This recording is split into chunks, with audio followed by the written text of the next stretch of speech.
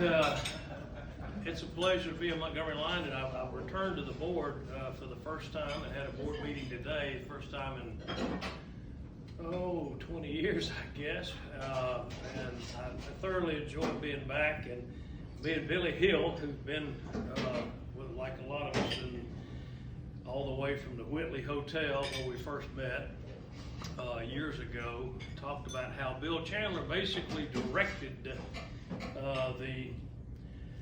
the board meeting. It was simply an acclamation. It was not any kind of discussion or a vote. It was all in favor, aye, and that was it. They didn't call for any nays or anything like that. It was basically acclamation, and Mr. Chandler ran a pretty tall ship, didn't he, Billy? I think the board would be about 25 hand-picked people that he picked, and we used to meet in an office building on South Lawrence Street, and we would meet at 5:30. He would hand out the financial report. He would go over it, declare it approved, and then collect all the paperwork. None of it, he had people stationed at the door so that none of the financials got out on the street or nobody saw it. So it ran pretty good, and he had the contacts to maintain the Blue-Gray All-Star Classic. And for the lines that are here, remember part of our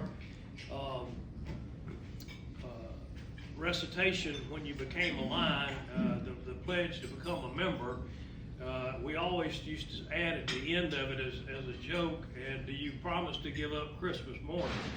Because you did. I mean, we were out there at 9 o'clock getting ready and to take tickets and to sell programs at Crampton Bowl, and it was freezing, and well, most days it was freezing, but those were good days, and we raised a lot of money for the charities through the Blue-Gray football game, and that was probably, as a young man, my highlight is being a member of the Lions Club, and I thoroughly enjoy our fundraisers now, and it's always wonderful to be still a part of this organization. It's one of my dearest things in life. I mean, my church and my family and Lions Club. The Lions Club is a family. We are a family together, and I do highly value each and every one of your friendships, and look forward to working with you. I will say a few things that were funny that we used to do. Dr. Jimmy Frazier used to play the piano. He was our pianist at the Whitley Hotel, and he would play the first verse of America, and then of course Bobby Black was always leading it with Mr. Moody led us the first several years, then Bobby Black led the singing, and he would always do Jingle Bells on the 4th of July. He was quite a character himself, but what we would do is, it was an upright piano, we would raise the top of the piano and put a pencil in there and close it, so when Dr. Frazier started playing the piano, it sounded like a cat being strangled. It was just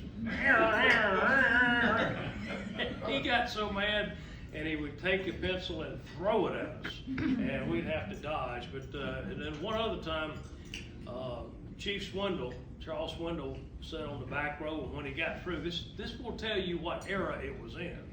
When he got through, he would light up a cigarette and turn his back to see the speaker at an angle. Well, while he went to get dessert, Tim Lewis and a few other folks put one of those exploding caps in his cigarette. So when he laid back and fired it up, it exploded, and he fell over in his chair and took the whole table over. Those were quite some times. And then, of course, the Whitley had a wooden floor. It was almost like a ballroom, dance room. And we would take silverware when the speaker was extremely monotonous and drop silverware and make horrendous noise that echoed through. To the point where there was a guy that, what did he operate to? Fort Toulouse? He came to speak to us, and he wrote to the board and said, "I've never been treated so rudely in my life. I will never be back." Well, we shed a few tears over that. But, that's why I always say we're slightly irreverent, and I always like the frivolity of the Lions Club that you don't have in a lot of other clubs. But And we always threw rolls too. always threw rolls. Yeah, that was a.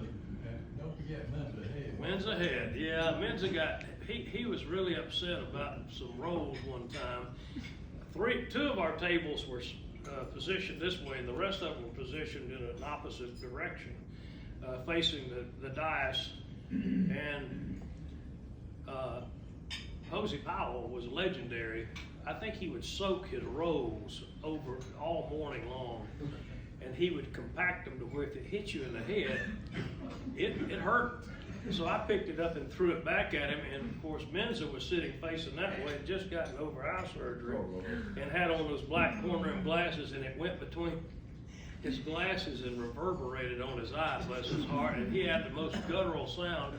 Oh! Fell over.